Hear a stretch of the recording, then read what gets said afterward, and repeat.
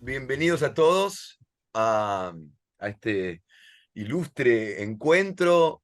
Muchas gracias a todos por venir. Estamos aquí desde el Centro de Hermenéutica, en realidad en particular en el seminario bueno, el cual estoy a cargo, perdón, porque yo acá, bueno, Espera que en, saco para no...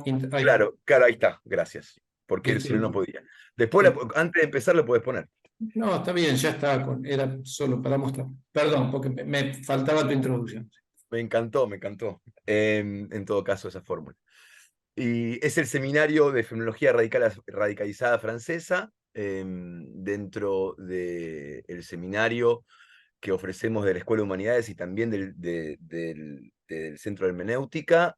Tenemos, por lo general, el tratamiento de la reducción fenomenológica en sí, y es por supuesto, un seminario que se dicta en la carrera de la licenciatura en filosofía, y por ende tiene una raigambre filosófica importante, pero sin embargo, este cuatrimestre estamos indagando en el fenómeno estético, y nos damos el lujo de invitar a ciertos artistas que nos cuenten un poco su experiencia, que luego desentrañaremos en términos fenomenológicos, pero que pienso yo, como responsable del seminario y también con el grupo de los compañeros, que es fundamental escuchar a aquellos que se dedican a esto, ¿no? Que se dedican a la belleza, que se dedican a buscarla, a su búsqueda y eh, a encontrar aquello que se esconde detrás de ella o aquello que ella esconde, ¿no?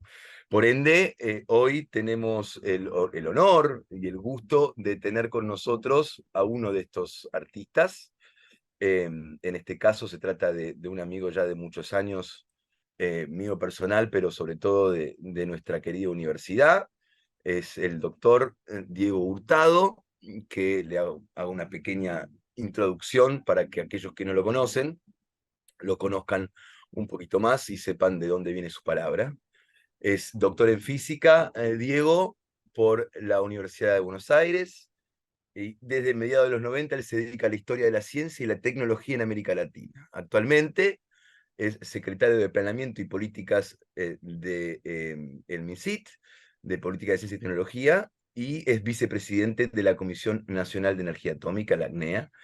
También, como decía antes, es profesor de nuestra casa de estudios, titular, en donde también él dirige el Centro de Estudios de Historia de la Ciencia y la Técnica. Al mismo tiempo es investigador principal del CONICET. En este momento, por supuesto, con todas las responsabilidades que escucharon, está en licencia. Entre el 2014 y 2017 fue miembro del directorio de la agencia perdón, me perdí, de la Agencia Nacional de Promoción de Ciencia y Tecnología del MINCIT.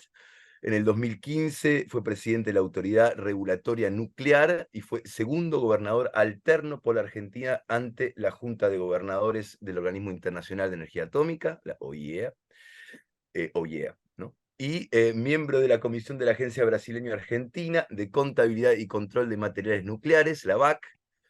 Pero bueno, lo más importante para nosotros en el caso de hoy es que Diego es autor de más de 90 artículos en revistas especializadas nacionales e internacionales, y de libros, La Ciencia Argentina, un proyecto inconcluso de 1930 al 2000, esto es una publicación de 2010, y El sueño de la Argentina atómica, Política, Tecnología Nuclear y Desarrollo Nacional, 1945-2006, eso tiene fecha de 2014. Dirigió 9 tesis doctorales y es profesor en posgrados de las Universidades Nacionales de Río Negro y Córdoba y en el Instituto del Servicio Exterior de la Nación, el ISEN. Y actualmente trabaja sobre políticas tecnológicas en Argentina y el problema del cambio tecnológico en países semiperiféricos. Pero más importante aún es que Diego es escritor y se le anima a la escritura, y es eso lo que nos convoca hoy. Y bueno, tenemos el honor de tenerlo a él y preguntarle justamente, ahondar justamente en esta experiencia de la escritura como fenómeno estético y qué es qué le ocurre a él y qué es cómo él encara esta relación con la escritura desde justamente un científico que de alguna manera se dedica a la literatura, ¿no? Y al mismo tiempo, y esto es una cosa que poco sabemos, es un eximio guitarrista de jazz. Así que contamos también con ese comodín. Les presento a el doctor Diego Hurtado de Mendoza, aquí con nosotros. Maestro. Bueno, gracias por la presentación. El CV es como una pantalla, ¿no? Como un biombo, porque en realidad, no, quiero decir esto, hay una carrera, lo que vos lees, hay una carrera de gestión que está comprimida en los últimos 4 años, sacando los 4 años de gobierno de Macri, donde yo volví a la academia. Cuando uno mira, y detrás de eso hay 35 años de docencia vinculada a la escritura, a la práctica de la historia, ¿no? Quiero decir, es el CV que te pasé yo, quiero decir, que él maneja todas las convenciones de un CV. Pero quiero aclarar esto, es decir, si a mí me preguntan cuál es tu profesión, docente e investigador. Ahí va. ¿No? Con una carrera de gestión que fue surgiendo, que yo creo que se lo debo al mentor del Centro de Hermenéutica, pero quiero empezar, entonces, si me permitís, si me interrumpen en lo que crean necesario y conversamos, yo me largo a hablar para empezar a tratar de justificar un poco esta invitación de Santiago. Entonces, quiero ser prolijo, empiezo agradeciéndoles la invitación. Para mí, cada vez que participo del Centro de Hermenéutica es un momento muy, muy especial. El Centro de Hermenéutica es como una gotita destilada de lo mejor de la UNSAM, entendiendo por la UNSAM una gran universidad que fue concebida por un equipo, concebida, trabajada, construida, ¿no? A lo largo de muchos años, que tuvo en su historia 3 rectores. En un momento clave, me parece, lo que define la identidad de la Universidad de San Martín, la Universidad Nacional de San Martín, es el rectorado de Carlos Ruta. Esto a mí me interesa mucho poder decirlo porque hay un proyecto y un modelo de universidad que es admirable. Es decir, esto lo puedo decir como quien desde la Universidad de San Martín tuvo que ir a varias instituciones en estos últimos 4 años desde el Ministerio de Ciencia, escuchar a la Universidad de San Martín produciendo una vacuna, respondiendo a la pandemia, liderando junto con un par de institutos y un par de universidades el liderazgo de la pandemia. Entonces, el Centro de Hermenéutica es la creación de este gran rector que tuvo la universidad, una vez que, entiendo que es así, ¿no, Laura? Vos decime, el Centro de Hermenéutica, la cronología es cuando Ruta deja el rectorado, crea el Centro de Hermenéutica en algún punto para poder volver a la vida académica, y ahí estamos nosotros intentando participar y tratando de ponerlo mejor, ¿no? ¿Qué podemos? Así que bueno, primero empiezo diciendo Hoy, sí, esto. sí. Hoy, perdón, Diego, hoy Sí. justo cumplimos 6 años. Ah, mira. Hoy, Bueno, 1 de noviembre. mira qué bien. Y también lo quiero aprovecho para mencionar a Carlos Ruta, y acá lo agrego al agradecimiento a Santiago, y la incluyo a Laura, que en algún punto son mentores de animarme a publicar un libro de cuentos y poesía. Yo la verdad, ahora voy a tratar de justificarlo, porque si vamos a hablar de escritura, de literatura y belleza o estética, quiero un poco justificar por qué estoy acá invitado. Pero esto me parece importante. Y si me animo a hablar de esto, voy a usar criterio de autoridad. Fue porque, bueno, primero porque fue Carlos el mentor quien me empujó a publicar, y Jorge Bocanera, uno de los grandes poetas, me instó entre Ruta y Bocanera a publicar el libro, y después Bocanera me hizo una entrevista, y ahí yo me animé. La verdad es para decirlo con toda claridad. Digo, bueno, si hay dos autoridades de la escritura, como Carlos Ruta y como Jorge Bocanera, que en algún punto consideran que esto no está para ser quemado en una hoguera pública, entonces me animo a publicarlo y a hablar de esto que publique, en donde no me siento todavía muy seguro, es decir, no tengo un discurso elaborado respecto de la escritura de ficción. Entonces, acá viene la invitación de Santiago. Entonces, déjenme empezar diciendo, primero, que no tengo la autoridad académica para hablar del fenómeno estético y la literatura. Cuando digo autoridad, autoridad académica, quiero decir. Cuando digo autoridad académica y uso el concepto de autoridad, me refiero a todo lo que supone tener una trayectoria habiendo cumplido con todos los rituales de la academia, dando cursos, habiendo publicado. Es decir, yo no tengo publicaciones sobre el fenómeno estético y la literatura.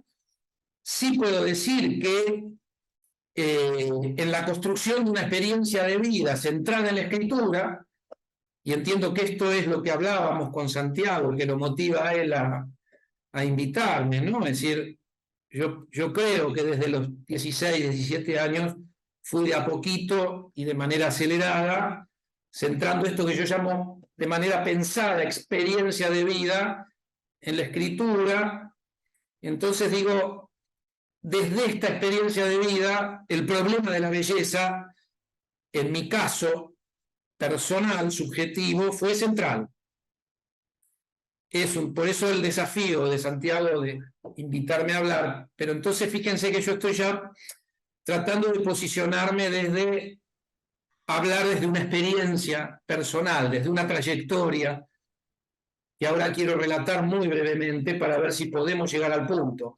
Me tienta mucho usar el truco de Macedonio, ¿no? Así que se vayan las 2 horas en introducción y cuando llegan, que bueno, finalmente haya sido la introducción al tema, la charla, ¿no?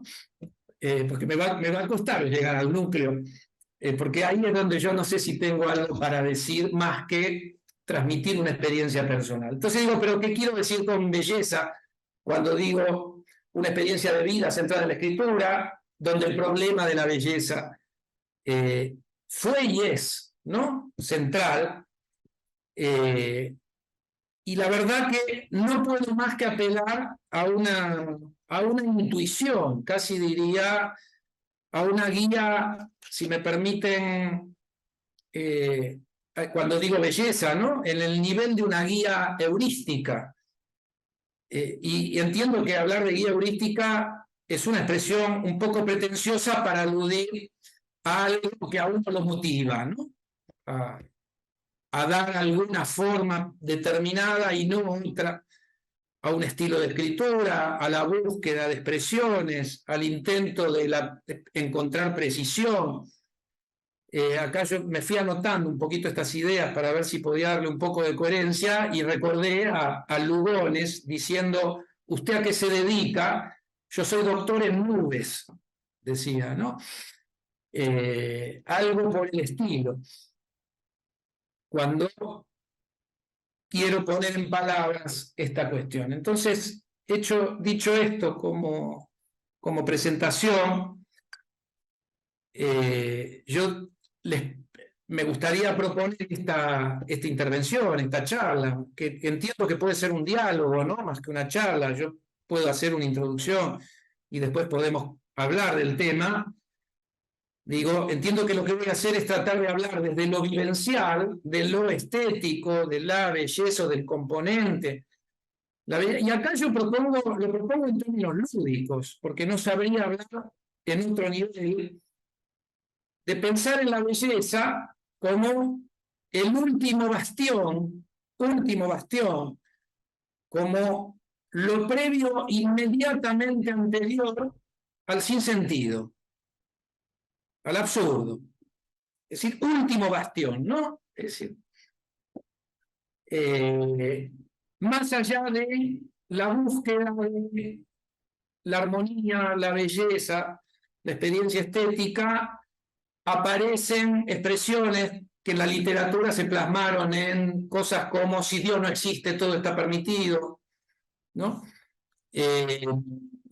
Como si quieren, como una cornisa, como un acantilado, antes de dar el salto, o, dicho de otra manera, la cornisa desde donde intento convencerme de no saltar, ¿no? Es decir, la idea de lo bello como aquello que le puede dar, no sé si utilizar el término de sentido, y que es una vez que se traspasó la pretensión de verdad y de bien, que como todos sabemos, no existen.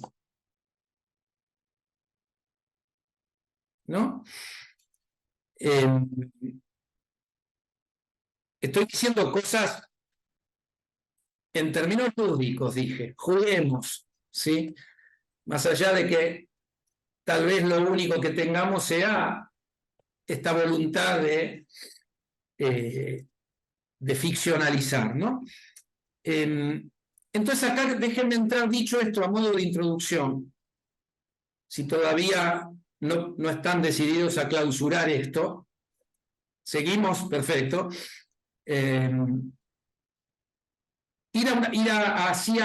Ahora sí yo lo necesito, esto a la experiencia personal. Quiero hacer un hilo muy breve, muy esquemático, que es biográfico, para poder empezar a plantear algunos problemas o algunas cuestiones que tienen que ver con mi trayectoria personal, de pensar cuando tenía que elegir carrera universitaria, si dedicarme a la literatura o a la física. En ese momento coincide con que yo le envío unos escritos a Ernesto Sábato. Yo pediría, acá vienen muchas cosas, ¿no? Es decir, nos podríamos detener en la figura de Ernesto Sábato y discutir lo que resta de la noche sobre una figura tan polémica, ¿no? Que fue en algún punto relegado, excluido, expulsado, no sé cómo decirlo, o invisibilizado por el establishment de la crítica literaria, por no recuerdo si fue un almuerzo o una cena con Videla. Sábato después se defendió diciendo que él había ido a pedir por algunos, yo no recuerdo si eran presos o en ese momento desaparecidos. Pero para mi adolescencia yo no quise volver a ver a Sábato, más allá de los 22, 23 años, por miedo a no saber, a desilusionarme, a tener que rever o reconstruir una etapa de mi adolescencia, porque Sábato fue una persona muy importante en ese momento. Entonces, mejor dejarlo en su lugar en el pasado, lo que no quiere decir que uno no pueda hablar de estas cosas, que tenga los libros de Sábato en mi biblioteca, con algún que volver a abrirlos, ¿no? En la memoria, para mí fue deslumbrante leer El túnel y leer sobre héroes y tumbas, y ahí fue que yo le escribo una esquela a Sábato y le envío 2 cuentitos cortos, sin mucha lógica, es decir, se los mandaba como alguien que admira a alguien y para mi sorpresa me llega una carta de Sábato al poquito tiempo diciendo llámeme, me ponía el teléfono, la carta, correo postal. Estamos hablando del año, yo tenía 19 años, año 81, dictadura todavía en la Argentina. Lo llamo y me invita a la casa. Al margen, ese día para mí, tomarme un tren a santos lugares, ¿no? Ir a... Hola, Carlos, mira, no sabía que estaba. Fue un momento así, en la vida uno va teniendo o consensuando con uno mismo aquellos momentos, no sé si llamarlos míticos, que uno quiere creer que fueron. Bueno, ese día digo que yo me tomé el tren a santos lugares, eran las 2 de la tarde, llegué a la casa, toqué timbre y me recibe Sábato. Tuvimos ahí una charla, sintetizo, paso esto, ¿no? De nuevo, nos podríamos quedar todo lo que resta, por lo menos desde mi impulso, digo, a hablar de estas cosas, me podría quedar 2 horas hablando de esto. Lo que yo quiero rescatar de esa charla, en un momento me dice, él era físico, ¿no? Además, y ahí estaba mi cuestión de escribirle, que era un físico que se había dedicado a la literatura, con todo lo que hay biográfico en Sábato, ¿no? Que va con una beca al laboratorio Curie, se emborracha y termina con los surrealistas, y Husay nunca más lo saludó porque la beca que había recibido se la había dado una asociación que dirigía Husay.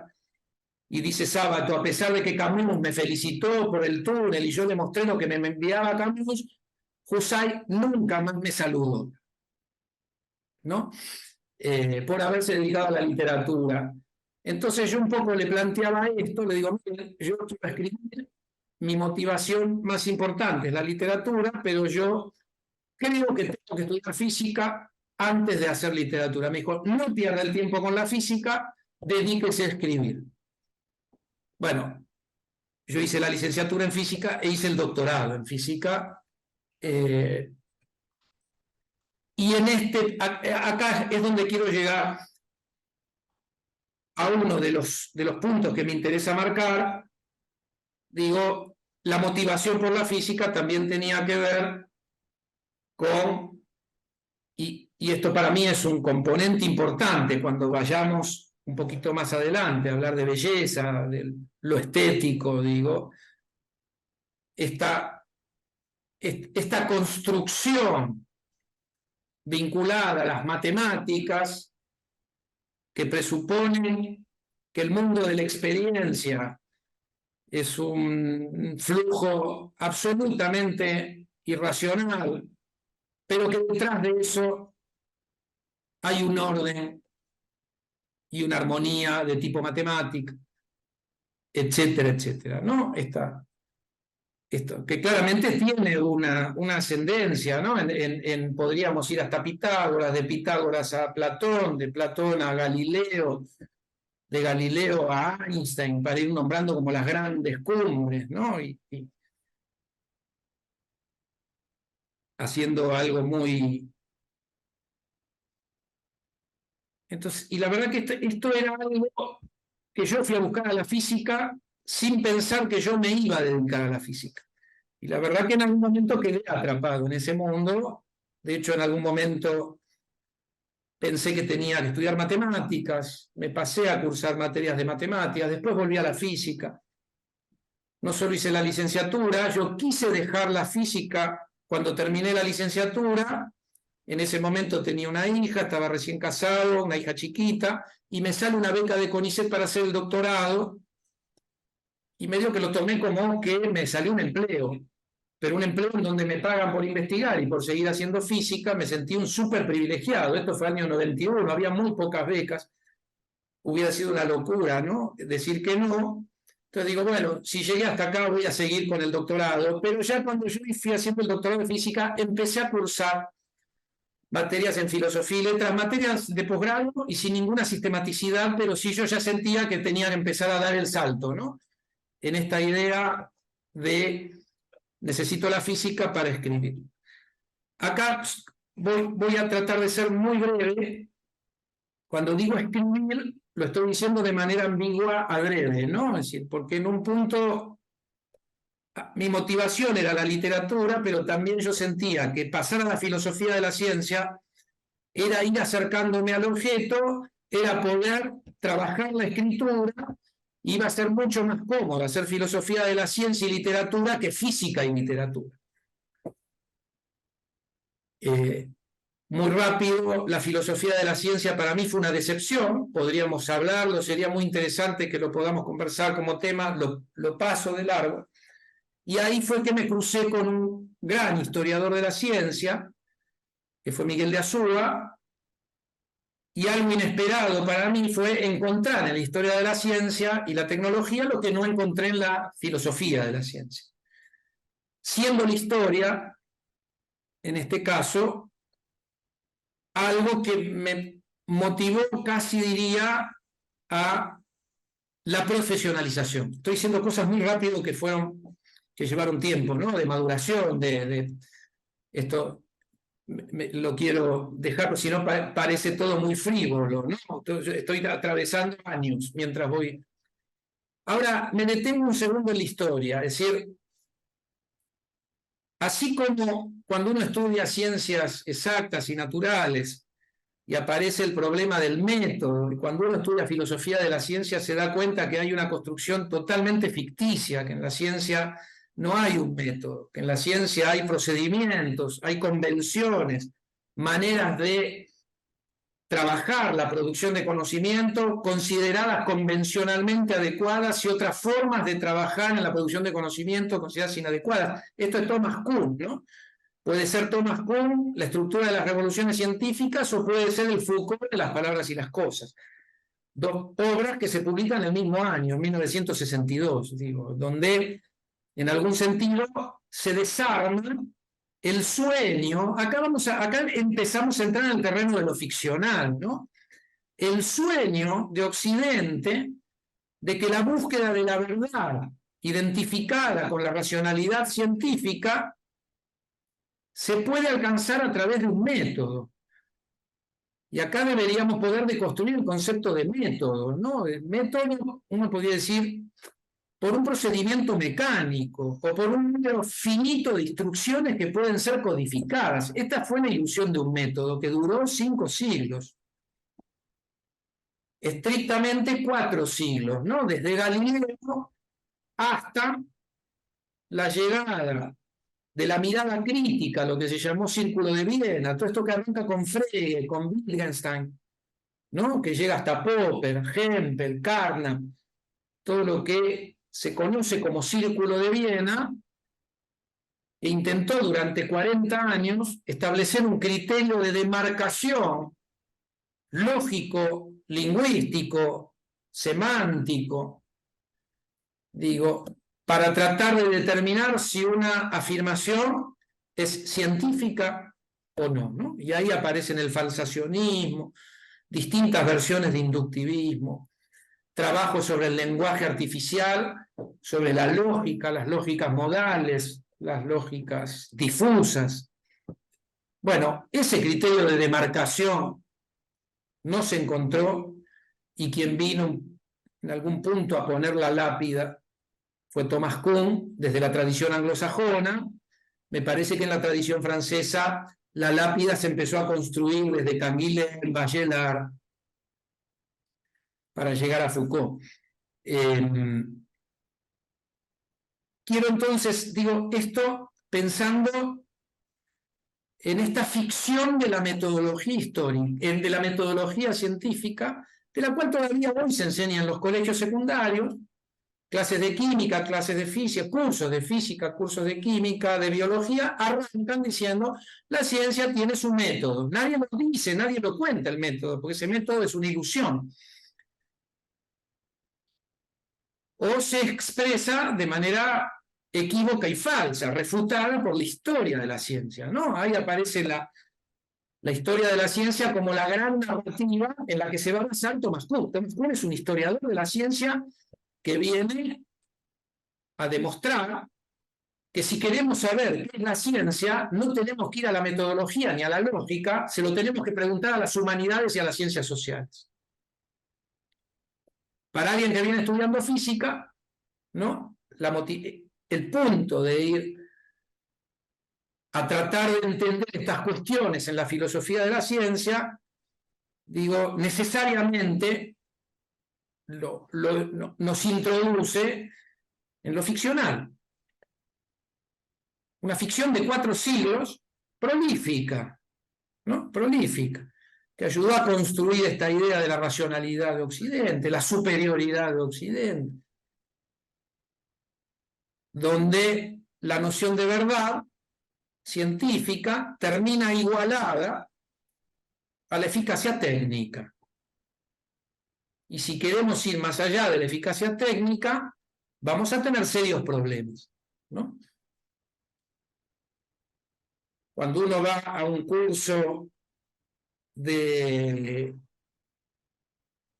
teorías de campo, esto es teoría física cuántica, digamos, dentro de la gran área de la física cuántica, y uno le empiezan a hablar de entidades, ¿no? De la función de onda, del campo de partículas, y uno levanta la mano y dice, pero a nosotros nos enseñaron en física que hay partículas y hay campos, campo electromagnético. ¿Qué es un campo de partículas? Bueno, un campo de partículas en realidad es una función de Hilbert en un espacio. Entonces alguien levanta la mano, otra persona, seguramente porque el que hizo la primera pregunta ya tiene que hacer que entendió, porque así es el mundo de la física. Hay yo la veo a Elida y voy viendo la gestualidad, a ver si comparte Es un mundo difícil el de las ciencias naturales, un mundo donde hay muchos criterios de autoridad, mucho ego. Entonces, alguien levanta la mano y dice, bueno, pero no hemos entendido hasta que el profesora pierde la paciencia y mire, no importa de qué estamos hablando. Esta teoría predice con 12 decimales, eficacia técnica, ¿no? Entonces, dejo ahí el tema de las ciencias naturales en la disolución de una gran ficción, que era un método universal para la búsqueda de la verdad. Ahora, eso era una ficción, pero sobre esa ficción estamos construyendo una superioridad, ¿no? Que sabemos que está basada en lo económico y en lo militar, pero que detrás de lo económico y militar, diría Wallerstein, hay una geocultura, ¿no? Construida alrededor de valores vinculadas a esta noción de racionalidad.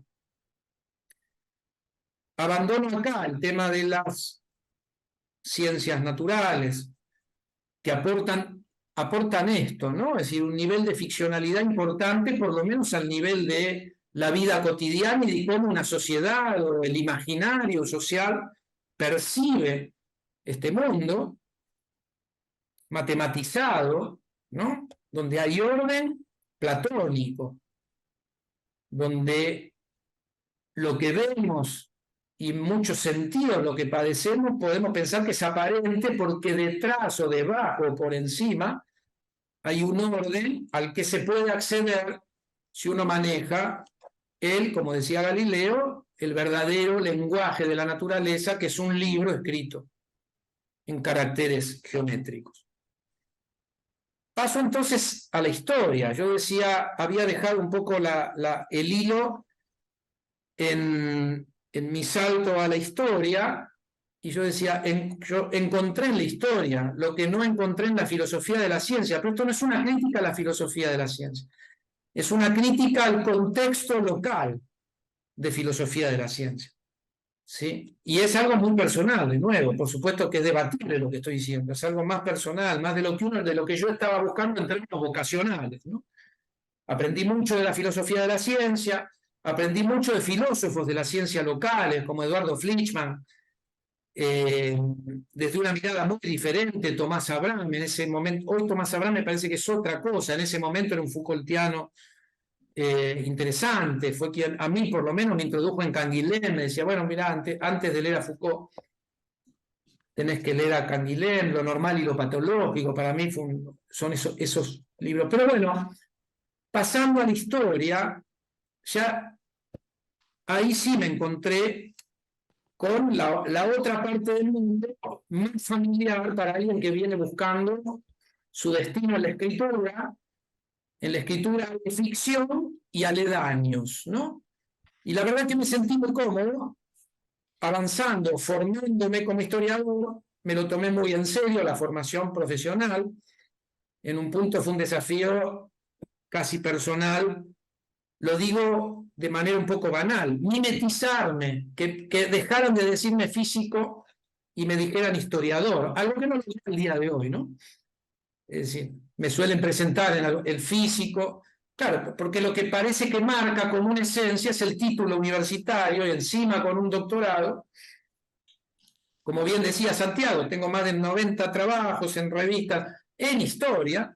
Logré entrar a CONICET por la Comisión de Historia. Esto sí lo digo con mucho orgullo, casi como quien logró cruzar el Sahara o escalar en la Aconcagua descalzo, me gusta decir a mí como metáfora, más telúrico en la Aconcagua.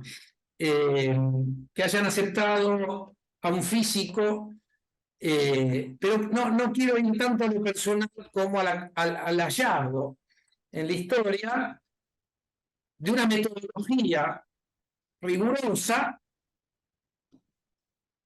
Esto podríamos decirlo también de otras disciplinas, como la antropología, y en una de esas quiero jugar con las fronteras borrosas entre humanidades y ciencias sociales, donde la historia a veces queda de un lado, a veces del otro. A mí me gusta pensar que la historia está del lado de las humanidades, junto con la filosofía, junto con la antropología. Estas clasificaciones son un poco arbitrarias, ¿no?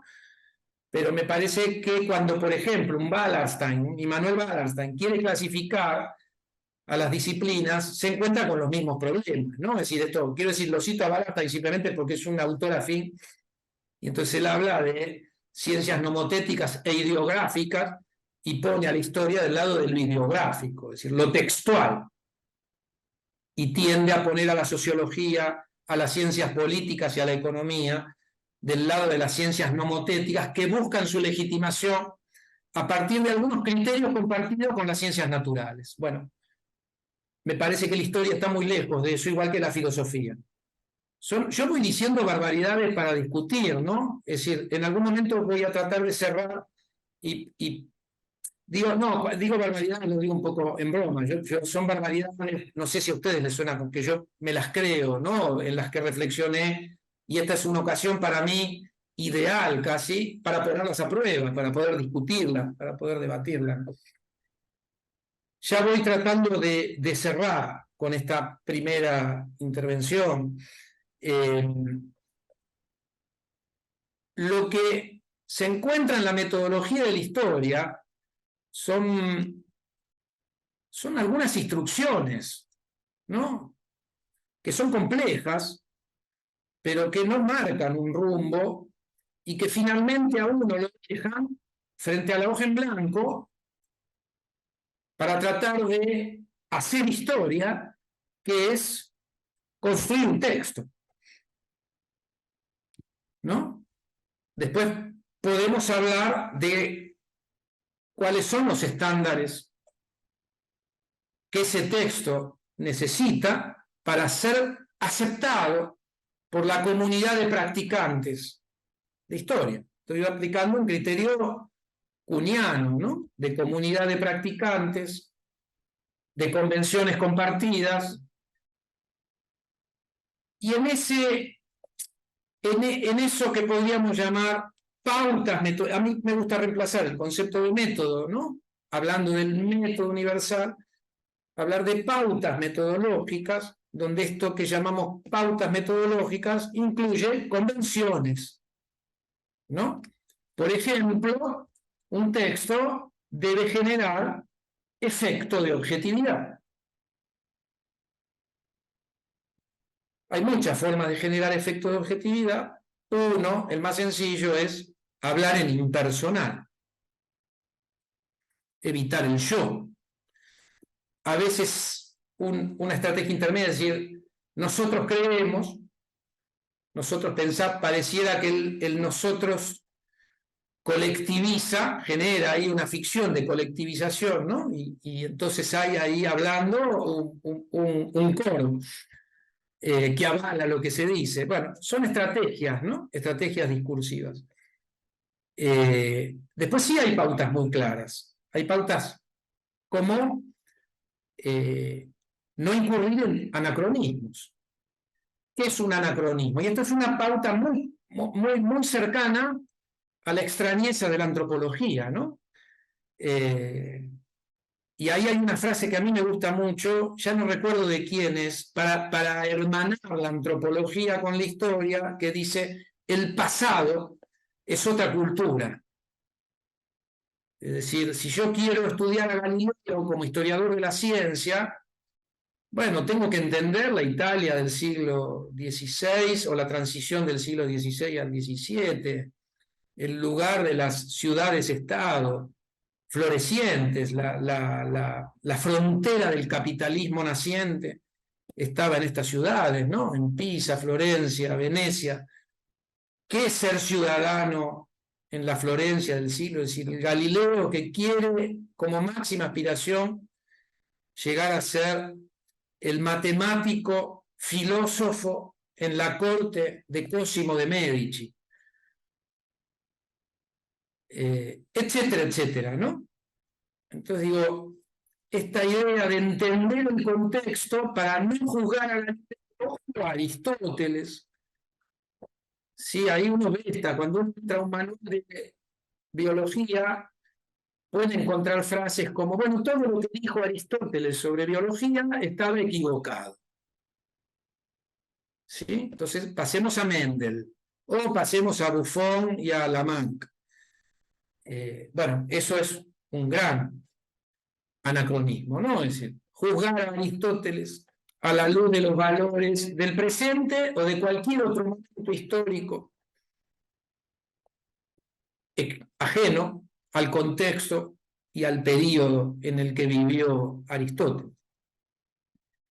Digo, ahora, cuando uno se enfrenta a la noción de anacronismo, es perfecto, para no incurrir en anacronismos, ¿cuál sería el ideal, digámoslo así, utópico, de la historia perfecta que me permitiría hablar de Galileo? Bueno, yo, historiador, transformarme en un ciudadano italiano del siglo XVI-XVII. Ese es el trabajo que hace un historiador cuando intenta contextualizar. Y acá aparece un factor crucial, que es la empatía, ¿no? El tratar de entender en términos de experiencia, de vivencia, si realmente quiero entender a Galileo. Tomé a Galileo, ¿no? Esto se puede multiplicar al infinito. Podemos hablar no de un personaje, sino de un proceso, ¿sí? En caso de la historia de la ciencia, de la emergencia de un modelo institucional, o de las primeras manifestaciones del involucramiento del Estado en el financiamiento de la ciencia y la tecnología. Entonces tendríamos que ir a Colbert y a Luis XIV y al Estado francés. Y el ejercicio de no anacronismo, de evitar, sería el mismo.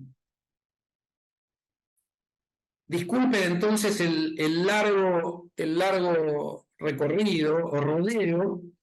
Cuando llegamos a este punto, a esto quería llegar, aparece una frontera borrosa que me obliga a pensar en qué momento pude pasar o puedo pasarme del ejercicio de la historia al ejercicio de la literatura. ¿Cómo adjetivar? ¿Qué metáforas utilizar? Está bien, va a ser un texto de historia anclado en hechos, después podríamos hablar, ¿no?, de qué son los hechos en historia, que son las fuentes primarias, y las fuentes primarias son muy diversas, y uno intenta reconstruir un momento, un proceso, a partir de los indicios que nos llegan del pasado, que no existen, ¿no? En esto estamos todos de acuerdo, el pasado no existe.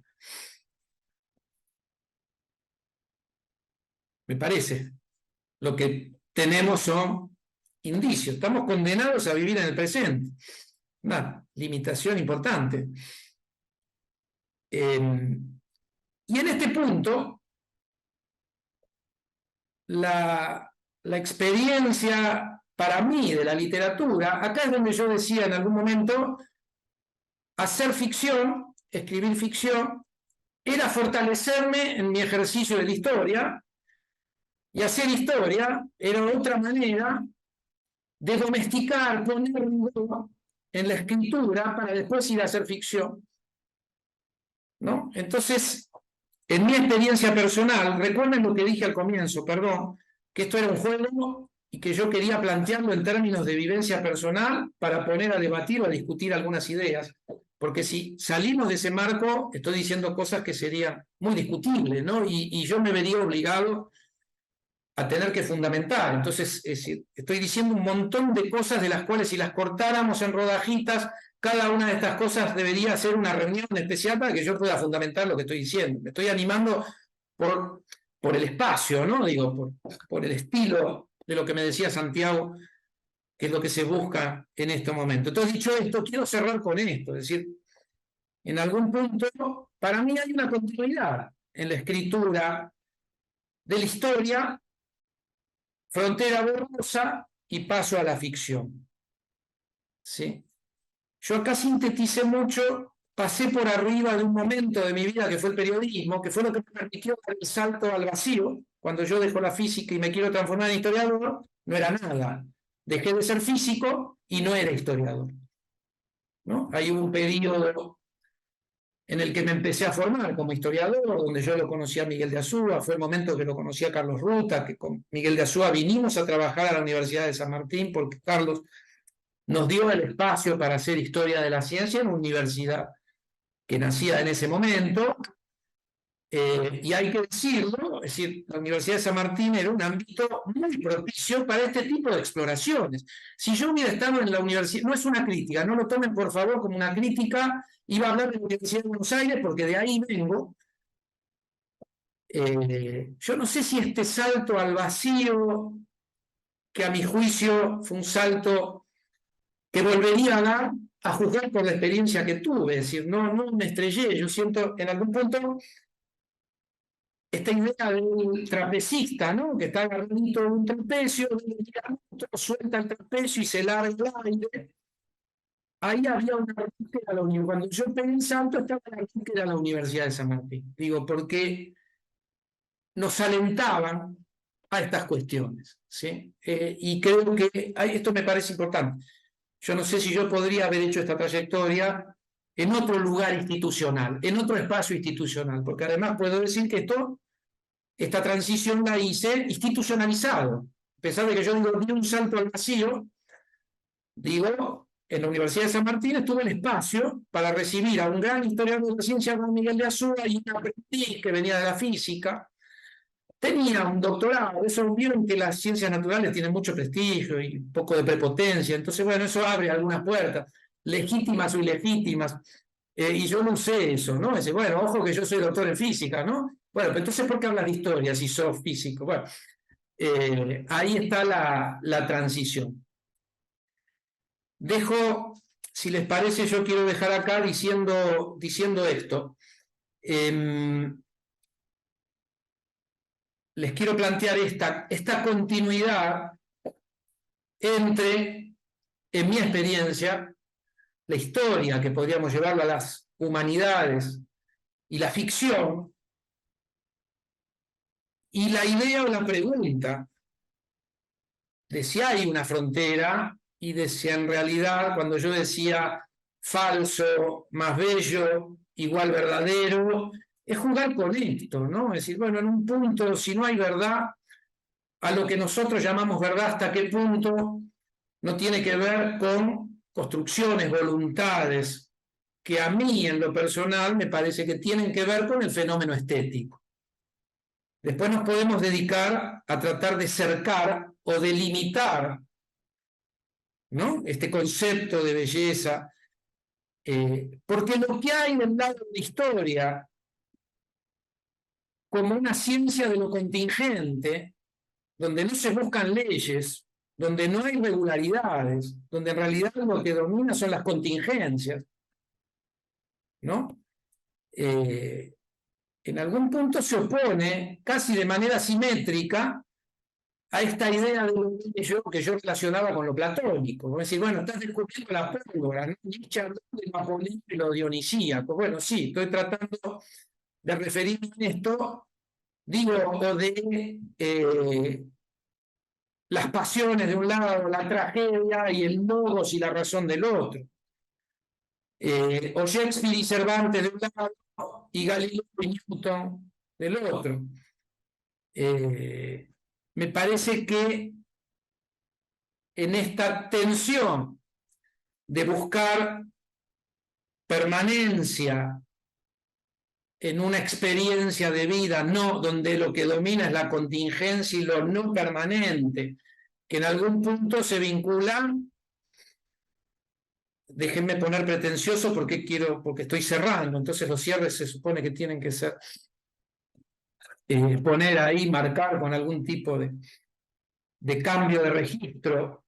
Es decir, no digo la búsqueda de la inmortalidad, ¿no? Pero bueno, puede ir a la dualidad, materia-alma.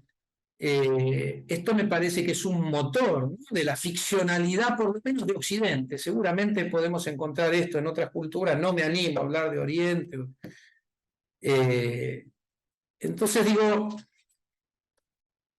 cuando yo me dediqué a pulir, a escribir ficción, esto lo vengo haciendo de los 18 años, ¿sí? y publico mi primer libro de ficción hace 1 año, 2 años, me parece que ahí, en lo personal para mí, hubo un punto de llegada importante, que fue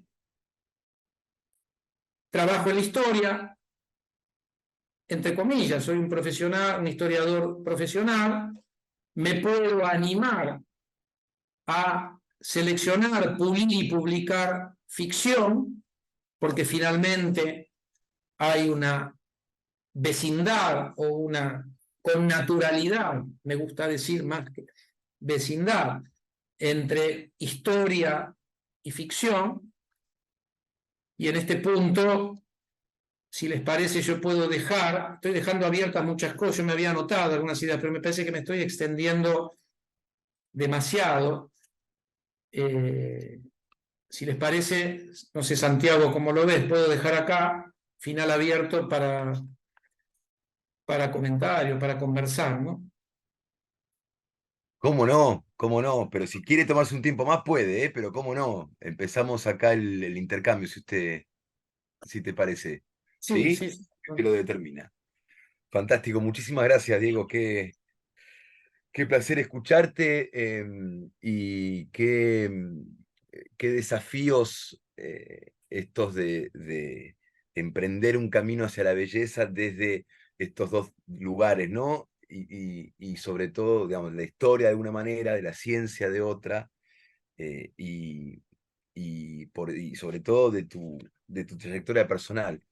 Yo voy a romper el hielo, si no te parece mal, mientras el resto de los compañeros y compañeras eh, pueden abrir también, ¿no? Preguntas y reflexiones. Esto es un diálogo, este nosotros de señoría que nos implica este encuentro.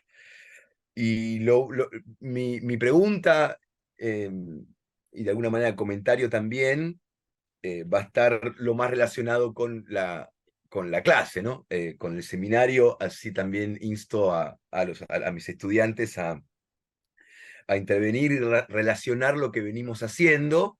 Les cuento también a aquellos que no son del seminario que lo que nosotros hacemos justamente es pensar el fenómeno estético dentro de la tradición fenomenológica, pero no deja de ser un pensamiento al fenómeno en sí, es decir, a exactamente lo que hizo Diego en este rato, ¿no? Y creo que esa plasticidad que tiene el método fenomenológico nos permite una cierta ingenuidad frente al acto estético y al fenómeno en sí y a eso que allí se manifiesta y aparece. Por ende, nos permite también, digamos, un abordaje desde, puede ser la historia, puede ser la ciencia, o en todo caso ese límite entre la una y la otra, eh, eh, con la literatura, ¿no? Con la literatura en sí, que en el fondo es de alguna manera el acto de escritura, el acto mismo de escribir, que es lo que de alguna manera nos contabas, te, eh, te, te implica, ¿no? Originariamente, es decir, que sos vos. Y de la manera que lo voy a traer a nosotros un poco es justamente desde dos lugares que fueron centrales, me parece, para tu exposición. Por un lado, un lugar cartesiano, y ahí te estoy haciendo decir cosas que quizás no dijiste, Sí, pero sí. no que tiene que ver con la parte científica cartesiana, ¿no? Es eso que vos luego llamaste la verosimilitud o algo así, la verificación, no me acuerdo el término, Sí. eh, que es cuando muere la verdad, ¿no? O sea, es decir, de alguna manera la certeza cartesiana que implica la muerte de la verdad. Eh, pero que sobre todo tiene que ver con el yo que implica tu exposición. Es decir, que vos, de alguna manera, como Descartes, en las famosas meditaciones metafísicas, te expones vos y hablás desde vos, desde tu lugar, desde lo que tu experiencia te acercó, digamos, al fenómeno estético. Y por otro lado, digamos, desde Nietzsche, que es algo que sí estuvo ya más presente explícitamente en la exposición, y tiene que ver, sobre todo, entiendo yo, con estas tres muertes, la verdad, el bien y la belleza, que entiendo de alguna manera es un despertar para vos. Entonces, la relación, digamos, desde este yo, implicarse en la narración cartesiana, digamos, un poco de alguna manera metodológica de tu exposición, a este yo testigo, y también de alguna manera este yo es aquel que lleva a cabo el asesinato de esas tres cosas, ¿no? Es decir, Nietzsche va a decir que el que mata a la verdad, el bien y la belleza, es decir, a Dios, es justamente ese ego solipsista que reemplaza la certeza científica por la verdad por la certeza científica. ¿Por qué los traigo? ¿Por qué doy cuenta de este asesinato? Porque justamente la fenomenología nace ahí, nace en ese asesinato, es decir, nace en a partir de esa muerte. Es más, la filosofía de la aritmética de Husserl, yo siempre le digo a los chicos, es escrita por Husserl en el año de la muerte de Nietzsche. O sea que ahí hay directamente un paralelo, digamos, hasta cronológico. ¿Por qué, además, traigo esto a colación? Porque frente a este nihilismo, es decir, los tiempos de la muerte de Dios, nace la fenomenología justamente para ir en búsqueda de la verdad, de aquellas, para ir a desenterrar estas tres cosas, la verdad, el bien y la belleza. Pero no solo eso, sino que justamente la fenomenología nace en estos tiempos y tiene dos orígenes en los cuales siempre insisto que no es una cosa que todos los fenomenólogos hacemos, que es el hecho de que, bueno, o la fenomenología es cartesiana o es nietzscheana. Que eso después se lee más adelante, o es husserliana o es heideggeriana. Digamos, en los tiempos de las cosas que estudiamos nosotros, que son los nuevos pensadores como Jean-Luc Marion, Emmanuel Levinas, Merleau-Ponty, Claude Romanot, esta fenomenología francesa a la que nos dedicamos, o son de un lado o son del otro, digamos. O vienen de Descartes o vienen de Nietzsche. Es decir, o vienen de una fenomenología de la conciencia, digamos, o vienen de la destrucción, ¿no?, para la reconstrucción o revalorización de los valores, que es lo que el proceso de Nietzsche. Perdón por la extensión, pero bueno, me parece que es importante meterle en contexto de dónde estamos, por eso me tomo el atrevimiento de hablar un poco de más. Y entonces viene la pregunta, habiéndolo puesto en contexto, este hecho, digamos, que vos encarnás en tu pluma, en el cual conjugás experiencias de historia, de ciencia y a partir de ahí de literatura, te da esta fórmula que nos diste al principio y con la cual de alguna manera concluiste: falso más belleza igual verdadero. Teniendo en cuenta que aquí, en este seminario, lo que intentamos hacer es buscar aquello que se esconde, eso que vos llamaste el último bastión antes de lo absurdo. Esta fórmula para mí es muy provocadora, tanto en términos cartesianos como nietzscheanos, digamos, porque justamente, y ojo, cartesianos solo en el sentido de encarnar la pluma uno mismo, o como diría Louis Ferdinand Céline, sangrar la página, ¿no? Es decir, dejar la sangre, lo que es uno en ese acto. Porque entiendo que solo es posible esta fórmula si se sangra la página. Es decir, esa definición de Céline era sobre el estilo. El estilo era tener estilo era sangrar la página, dejar la piel en lo que uno hace. entiendo entonces que la única manera de que esa fórmula pueda llegar a tener sentido es justamente implicándose frente, y acá viene la pregunta, frente a la falsedad hacia la verdad. La pregunta es entonces, quizás como para que anudes los nudos narrativos, digamos, de tu exposición, si justamente es a través del fenómeno estético, digamos, que se puede ir más allá de la certeza, digamos, como verosimilitud o veracidad eh, positiva científica. Es decir, en esta ecuación, si es a partir de la belleza que podemos llegar a volver a la verdad, ¿qué sería lo falso? Digamos, si tuviéramos que Bien. ¿no? Poner en variables, digamos, terminología. ¿Qué sería Sí. esto falso? Porque, bueno, de última, la belleza y la verdad ya la hemos maridado en el asesinato, ¿no? Eso Sí. nomás. ¿Puedo responder? Sí, muy breve, o trato de ser, digo muy breve y después no cumplo. Lo falso sería todo, digo.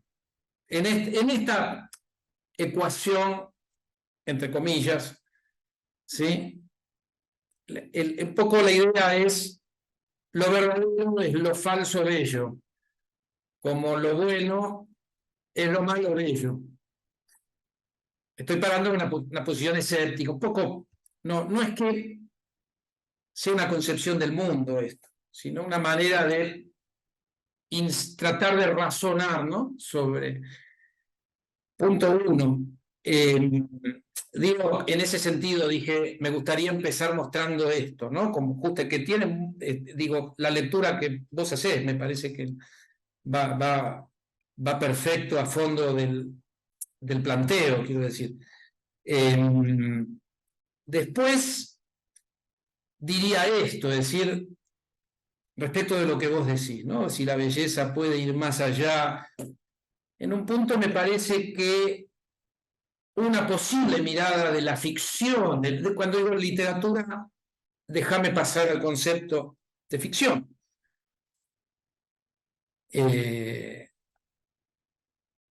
La idea de poder reconstruir lo humano, ¿no? Desde una voluntad ficcional. Es decir, como en este sentido yo decía al comienzo, como la búsqueda de la belleza como una intuición heurística, como un sentido de la aventura, de búsqueda de claves, de pasadizos, de formas de mirar o de entender la experiencia vital que en algún punto deja atrás esta construcción que es la razón o el logos que finalmente nos deja con la eficacia, digo, nos deja, perdón que insista con el término, ¿no? Y quiero volver, me das la posibilidad de volver a la cuestión de que lo que nos deja la racionalidad o el concepto de verdad construido alrededor de una racionalidad cartesiana, a mí me gusta más hablar de Galileo, pero está bien hablar de Descartes. Son clubes, ¿no? El club de Galileo, el club a Galileo lo veo más humano que a Descartes, pero de que es perfecto. En realidad, cuando uno habla del siglo XVII, habla de una cosmovisión cartesiana, galileana, newtoniana, ¿no? Pienso en Alexandre Coiré y en su intento de reconstruir ese momento en el que empieza el proceso de construcción de una manera de entender la búsqueda de la verdad que supone el uso de instrumentos, que supone que la matemática es un libro escrito en caracteres geométricos. Es descabellado ese paso. Es descabellado, ¿no? y que construye una noción de verdad que después quiere ser extrapolada a la vida, a la experiencia social, comunitaria, que nos deja con las manos vacías o en todo caso nos deja con la eficacia técnica. Está bien, pero hay vacunas que te curan. Sí, está perfecto tener vacunas. Yo me dediqué, digo, a la física, entre otras cosas, por admiración, por vocación, a tratar de entender esta cosa maravillosa que es poder predecir o controlar aspectos muy parciales de la realidad, ¿no? Un misil disparado desde Moscú, decíamos en época de Guerra Fría, ahora tendría que cambiar, debería decir desde Beijing o desde que impacta en Nueva York o viceversa, ¿no? No, para que no se me malinterprete, un misil que sale de California y que puede impactar en el centro de Beijing. ¿Cómo es esto? Eso es la eficacia técnica. Pero ¿cuál es la relación? Digo, perdón, estoy siendo un poco parcial. Hablo de misiles, podríamos hablar de satélites, de vacunas, de comidas fortificadas con vitaminas, ¿no? Digo, todo esto que nos da la posibilidad de ir a un odontólogo o de poder ir a hacernos ver en términos de salud, etcétera, etcétera. Este mundo que hoy, digo, a veces cuando en mi calidad de funcionario del Ministerio de Ciencia, después que se aprueba el Plan Nacional de Ciencia y Tecnología, hace poquito por ley, te entrevistan desde una radio y te dicen, explícale a la gente cómo la ciencia está en nuestra vida cotidiana. Y te juro, perdón, le habla a Santiago, pero debería hablar, les juro que últimamente no puedo evitar enojarme con los periodistas, diciéndole, pero ¿cómo me preguntas?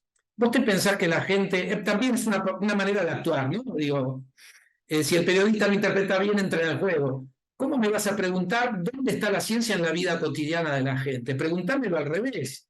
Tratar de detectar un lugar donde no tengas a la ciencia de la tecnología en tu vida cotidiana. Estamos hablando por Zoom, a través de computadoras, veo un colega con auriculares, digo, yo estoy con las luces prendidas, que son ondas electromagnéticas. Bueno, ahora, ¿qué relación hay entre este concepto o construcción de racionalidad y de verdad con la experiencia vital, ¿no? Y ahí necesariamente hay que pasarse del otro lado del alambre, es decir, empezar a tratar, y acá llego, perdón, y me callo, y seguimos, si les parece, dialogando. Me parece que en este planteo, por lo menos que yo estoy haciendo, si queremos empezar a tratar de asir alguna guía vinculada a la búsqueda de lo bello, tiene mucho que ver con algo que no está en equilibrio, es decir, que en un punto es inasible y que parte de lo estético pasa por lo inasible, y esto que yo digo que es inasible, que intento expresar como algo inasible, tiene que ver con que en el fenómeno estético no hay equilibrio, porque siempre está esta tensión inestable entre la búsqueda de lo permanente, ¿sí?, y el fenómeno de lo fugaz, que es nuestra vida, ¿no? Y querer crear continuidad o permanencia a través de la especie, de la sociedad, de la cultura, ¿no? Incluso la historia es una manera de buscar narrativas de continuidad donde solo hay discontinuidades que después podemos trabajar, ¿no?, desde la coherencia, pero una cosa es la búsqueda de coherencia y otra cosa es la experiencia de lo permanente.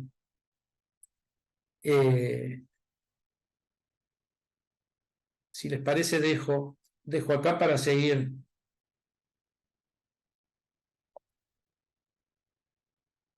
Muchas gracias. Compañeras, compañeros, the floor is yours.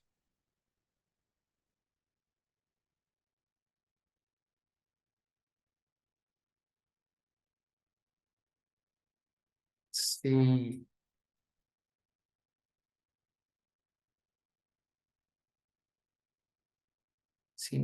Si no hay dudas, comentarios, preguntas. Carlos. Ahí veo que Carlos quiere. Desconciertos hay. Hay desconciertos. Sería bueno, ¿no? Que sí. Por lo menos un concierto al revés, pero al menos un concierto, donde en el mundo que vivimos ni con... Bueno,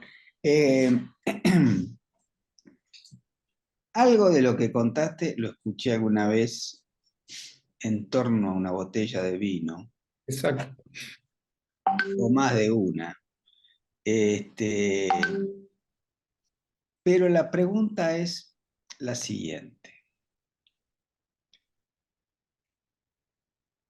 Lo biográfico sin duda determina al escritor.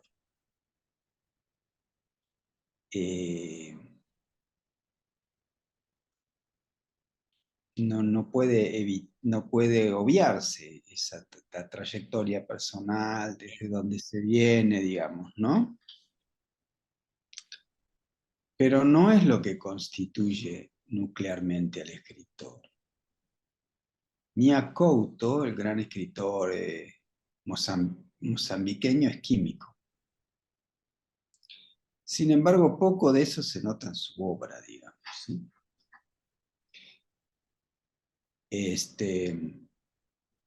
John Coetzee es matemático y trabajó mucho tiempo en ciencias de la computación, se ganó la vida en eso. No se nota eso en su escritura, ¿no? No sale en su escritura como temática, digamos.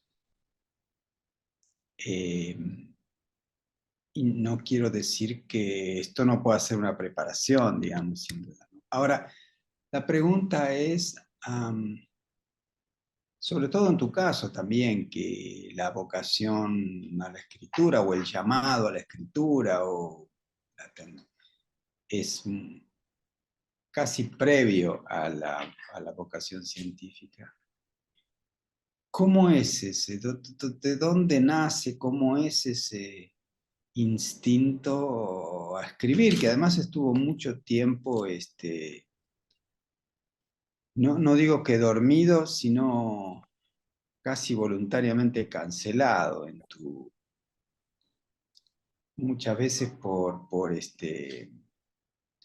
temor, ¿no? Como nos conocemos mucho, por ciertos pruritos, ¿no? ¿Está?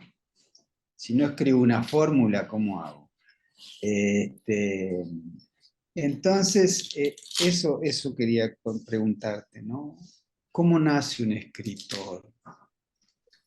Hay un nacimiento, en tu caso me parece que hay dos nacimientos, hay un nacimiento allá lejos y hace tiempo, y hay un nacimiento cuando decidiste escribir casi profesionalmente, digamos, así como una voluntad de decir, bueno, voy a tomar esto en serio como tomé en serio en otro momento la física, la matemática o la historia, digamos. ¿Cómo es ese momento? ¿Qué podrías contarnos de ese momento originario? Bien, No me déjame hable decir no me hable de la química, ni la física, ni de Galileo. Habla del momento de la escritura. dos cosas. Primero, con el dedito te hago. Primero, que la pregunta me da a Carlos es particularmente relevante. Yo lo lamento, Carlos, yo esto no lo iba a decir, pero ahora lo tengo que decir. Es decir, yo publiqué un libro hace poco, que fue mi primer libro de ficción, se titula Mar y Punto, y la verdad que no lo hubiera publicado si Carlos no lo hubiera leído y me hubiera devuelto el manuscrito con algunas marcas muy precisas que me obligaron a reescribir todo, me obligaron en un sentido de entusiasmo, ¿no? Es decir, realmente encontré observaciones que a mi juicio fueron claves, al punto de que sentía que esa escritura estaba ahí todavía sin terminar de fermentar. Y Y al poquito tiempo de esa relectura de Carlos y de esas indicaciones, dije, listo, esto está terminado, y me conseguí editor.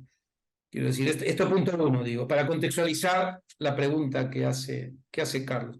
El segundo punto, es decir, para mí la física fue materia es decir, dejar la física, pero tomar la ciencia, sobre todo la física. Es decir, la física es una manera muy particular, es decir, no es lo mismo que las matemáticas, no es lo mismo que la biología, no es lo mismo que la química. Además, bien impregnada, ¿no?, de mucha mitología. Para abreviarlo, remito a la película Oppenheimer, ¿no? Es decir, se publica la película y aparece toda una reflexión acerca de la bomba atómica. Bueno, yo decía estudiar física era eso también, ¿no? Lo que uno elegía, era esa mitología construida alrededor de una manera de mirar el mundo muy, muy particular.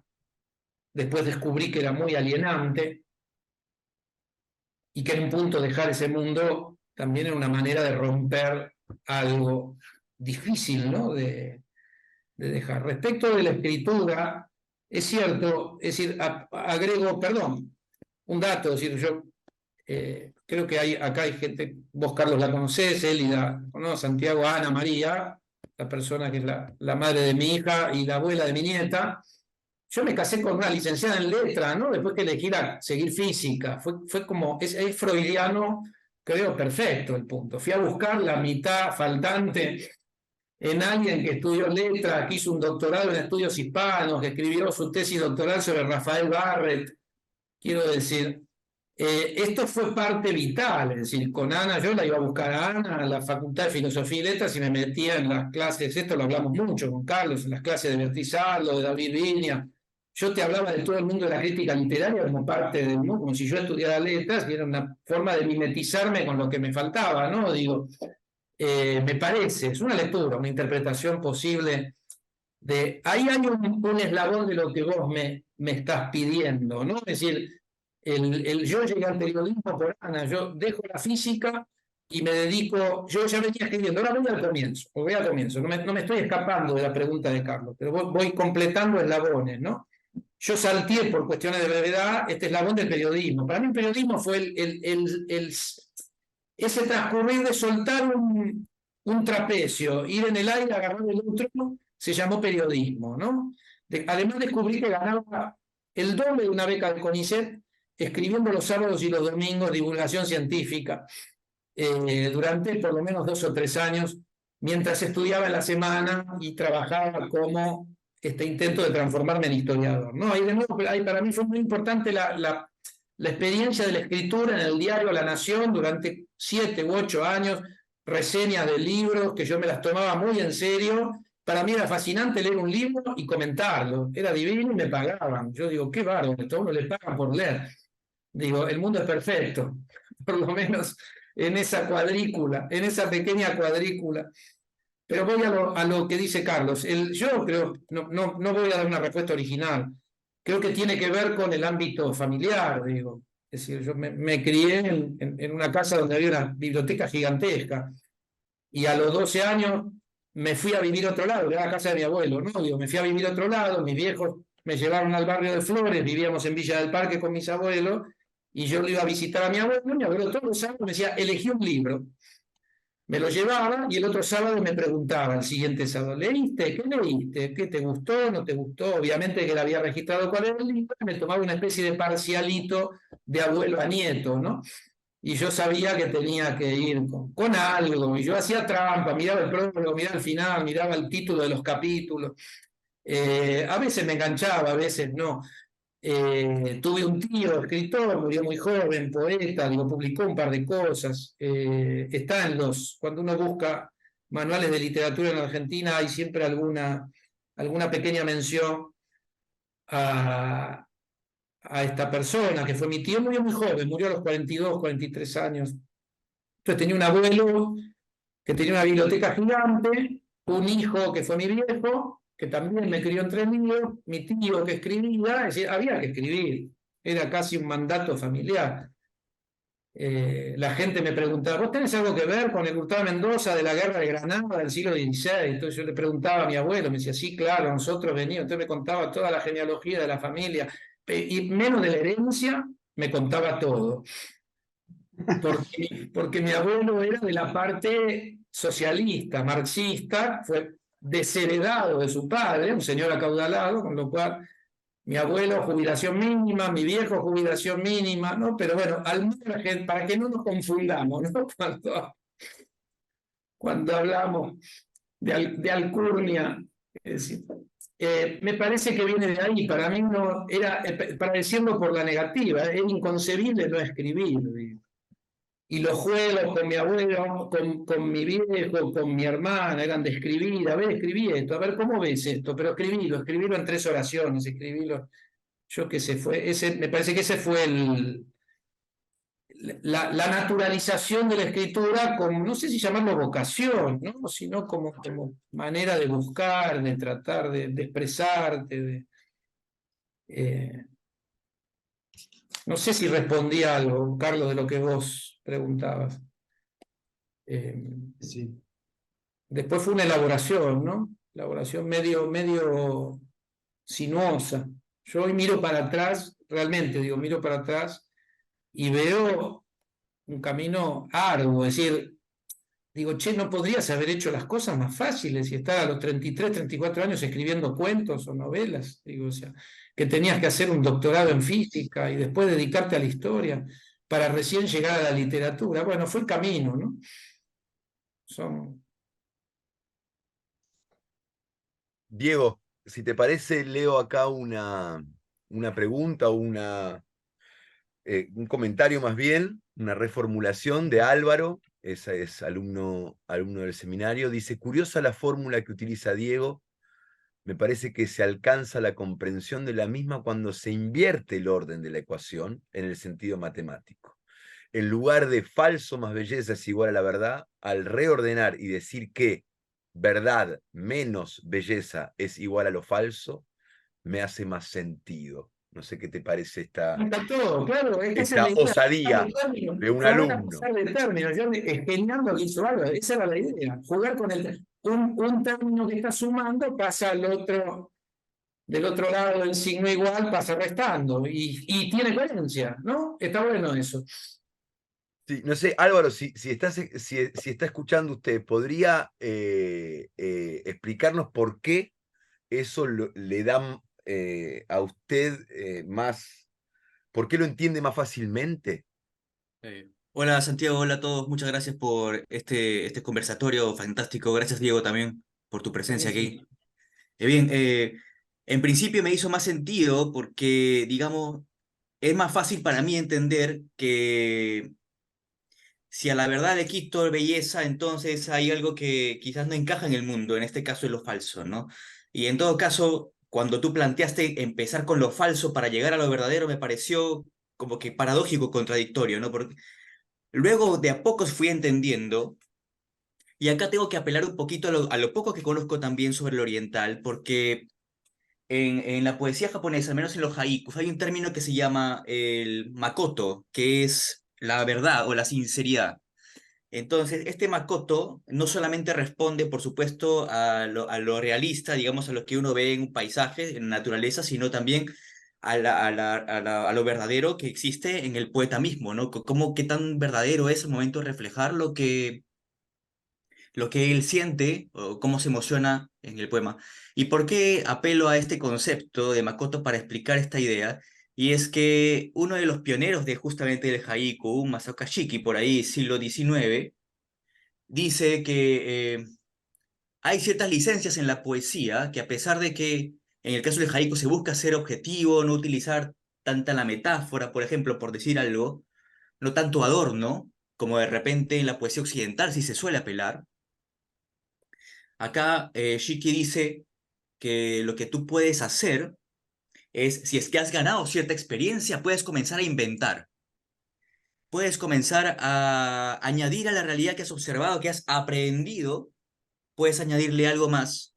Y entonces, en el sentido práctico, estarías mintiendo o estarías diciendo algo falso. Pero para Shiki, la verdad puede ser en ese sentido también aquella que surge de lo bello que te ha asombrado, que te invita a hacer este poema, pero que para que pueda alcanzar, digamos, ese pináculo o ese clímax, necesita que le viertas algo de imaginación. Entonces lo falso ya no me parecía falso en el sentido de la dialéctica verdadero o falso, sino en el sentido de lo que la imaginación puede hacer para aportar belleza y así alcanzar la verdad de alguna manera, que puede ser al fin y al cabo la verdad en tu mundo particular, ¿no? El mundo del poeta en este caso. Entonces, esa acotación, y más bien, algo que a mí que me quedó bastante, Diego, simplemente para terminar y que quizás me puedas comentar, ya lo apunté, hablaste de, no sé exactamente a qué puntualizabas o a qué abordabas, por qué abordabas esto, decías que estamos condenados a vivir en el presente. Y justo me recordó un poco la lectura que habíamos tenido acá, que nos indicó justamente Santiago, la última del Levinas, que él habla del presente como evanescencia, ¿no? Este instante como evanescencia. Entonces es algo que nunca aprendemos totalmente. Y yo acotaba también, y volviendo al aspecto oriental, o sea, cuando se habla de vivir en el presente, por ejemplo, no significa que uno es consciente, estoy, por ejemplo, agarrando el lápiz y escribiendo, sino que vivir en lo que podría ser en un fluir, ¿no? Que no implica falta de responsabilidad, diría yo, sino como queriendo relacionarlo con lo ético, sino que también tiene que ver con responder a lo que es el deseo de uno de ser, ¿no? Que justamente que es algo que habla Levina también, ¿no? Eso, básicamente. Gracias, Santiago y Diego, fantástico. Gracias. Maestro, adelante, Diego, te la regalo. Es que no, es perfecto lo que dijo Álvaro. Es perfectamente cerradito, concuerdo. Gracias, Álvaro, en serio, buenísima la intervención. Dos cosas. Me quedé con lo de condenados al presente, creo que decía Álvaro. Yo decía, vivimos, podríamos decir, ¿no? Vivimos en un permanente presente. Yo lo decía contraponiendo a el pasado no existe. Es decir, yo quise poner el énfasis en este aspecto, ¿no? En el pasado no existe mirado desde el ejercicio de la historia, ¿sí? Que tiene que ver con construir coherencias o narrativas, digo, de aquello que hoy no existe, pero de lo que tenemos indicios. Y esos indicios, ¿dónde los buscamos? En el presente, que es lo único que tenemos, ese momento, como decía Álvaro, ¿no? Evanescente, en el cual, fíjense, yo vine evitando sistemáticamente hablar de tiempo, ¿no? Y me parece que Álvaro nos lo acaba de introducir, porque el problema de la temporalidad, no de la temporalidad, el problema o la cuestión, digámoslo así, del tiempo, en la historia y en la física son excluyentes. Digo, excluyentes. Lo dejo, simplemente hago esa afirmación, lo dejo porque no lo tocamos el tema, nos quedó, son excluyentes. Y ahí me parece que también yo podría haber un poco hecho este balbuceo que hice al comienzo, tomando como hilo conductor la noción de tiempo en la física y la noción de tiempo, por ejemplo, en la historia o en las humanidades, ¿no? Esto a modo de paréntesis. Respecto de la acotación de Álvaro, de que él entendía mejor la fórmula combinada de otra manera, pasando un término al otro miembro, ¿no? Esto, por lo menos para los que trabajamos, yo trabajé mucho tiempo en física, recién la veía Élida que trabaja, ella tiene su carrera, es una de las grandes físicas que tiene nuestro país y la Universidad de San Martín. Así trabajamos con las matemáticas. Hay una ecuación que podés interpretar mejor con los términos de una manera o pasándolos, y lógicamente dice lo mismo esa ecuación, pero la lectura, la interpretación del sentido de esa ecuación te puede resultar más familiar que el otro. Si el ejercicio de Álvaro, la verdad que es, te juro que no se me había ocurrido esto de hacer un pase de miembro. pero muestra que la fórmula funciona en algún punto. Resiste el paso de miembro de los términos. Y del otro no tengo mucho para decirlo de condenados al presente. Yo estoy de acuerdo con las afirmaciones de Álvaro, esto de Levinas, ¿no? Esta idea de la fugacidad o de la evanescencia del presente. Y me parece que es uno de los grandes temas. Cuando yo hablaba de la fugacidad o de la búsqueda de lo permanente a través de la ficción, ¿no? Siempre tratando de trabajar el concepto de ficción, que podríamos pensarlo, ¿no? Yo no me animo a meterme hoy o a tratar de, pero para mí ahí hay una clave.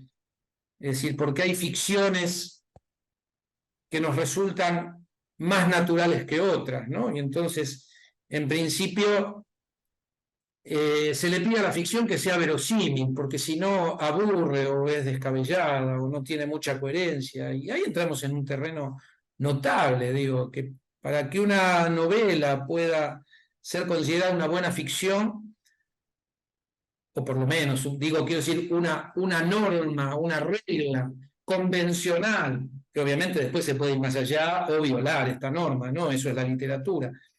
Digo, pero que sea verosímil.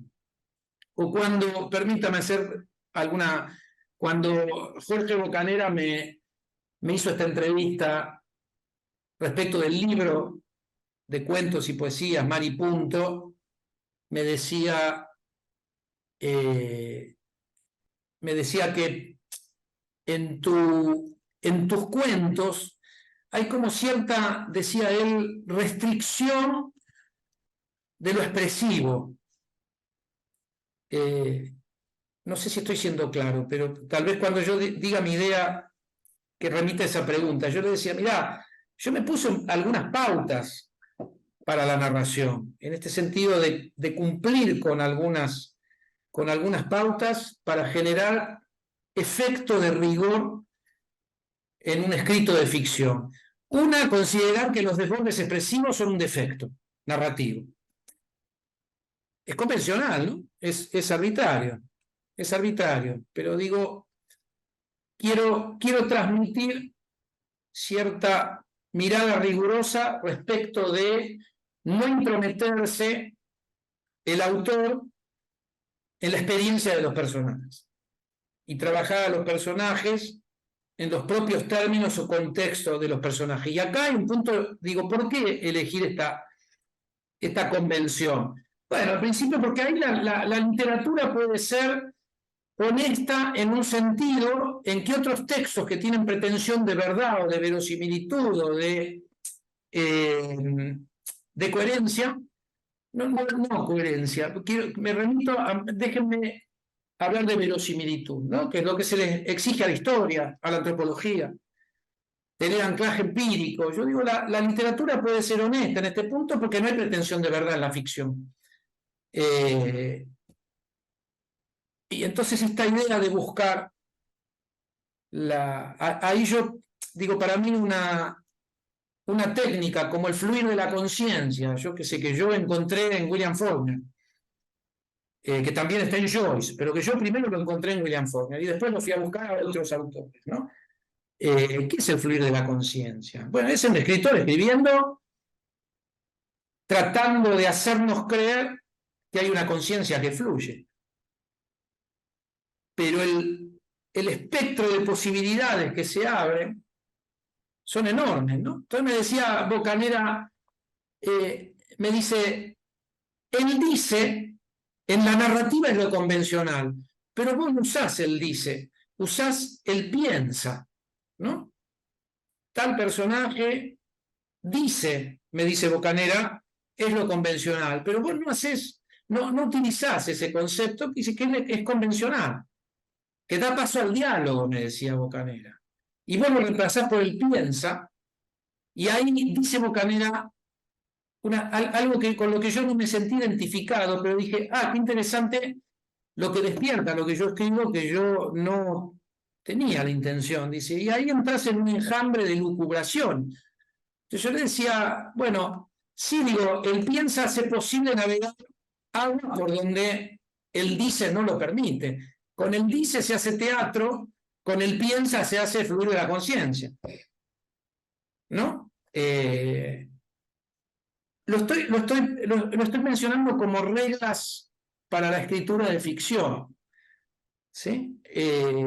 Como ejemplo, ¿no? Como ejemplos un poco arbitrarios. Otro punto que me señalaba Bocanera, me dice, no le pones nombre a los personajes, tus personajes no tienen nombre y hablas de ella, él, ellos, a lo cual a mí me gustó porque me permitió, digo, transmitir el porqué o jugar que fue una decisión, que los personajes no tengan nombre. Entonces yo lo que le decía a Bocanera es que el recurso de la no nominación es posible en cuentos con cierta estructura y no es posible en cuentos con otras estructuras. Así que en un punto ponerme la disciplina de no necesitar nominar a los personajes te exigía una cierta estructura narrativa y después le decía, pero además, como algo adicional, cuando uno está en la calle, en el subte, cuando vas a un kiosco a comprar algo, comprimís e interaccionar con gente sin nombre.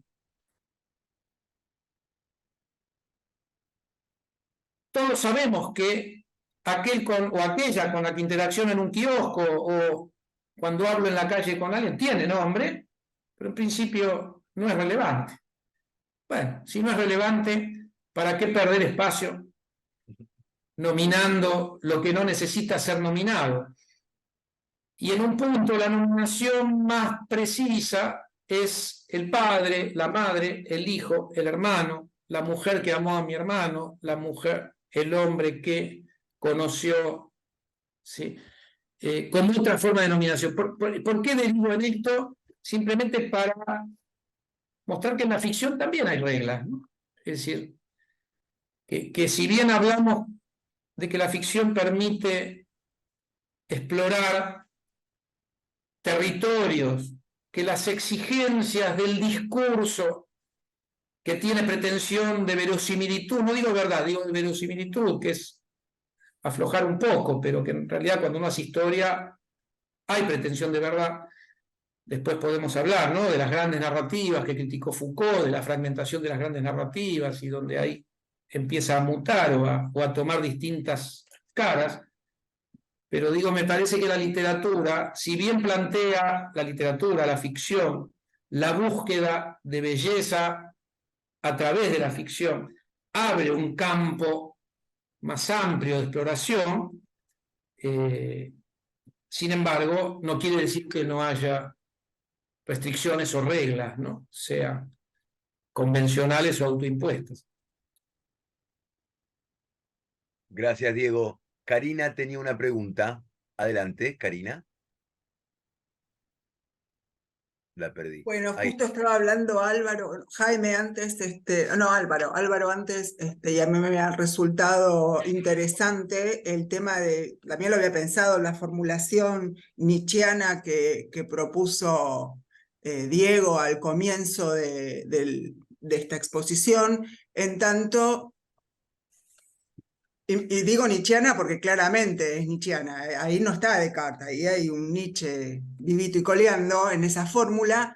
Y en realidad yo quería llevar esa fórmula y si la belleza es el último bastión antes del absurdo, antes del sinsentido, esa belleza ya me parece que no podría estar en un término de una ecuación con otra cosa, porque es el último bastión. Entonces yo estaba pensando, si esa belleza no contiene en sí, ya en su propia positividad de ser belleza, y no en un juego dialéctico con otro término, sino en sí misma, la posibilidad de contener lo verdadero y lo falso, más allá de lo que lo verdadero y lo falso puedan ser, estén muertos, lo hayamos acuchillado, lo hayamos enterrado, lo hayamos...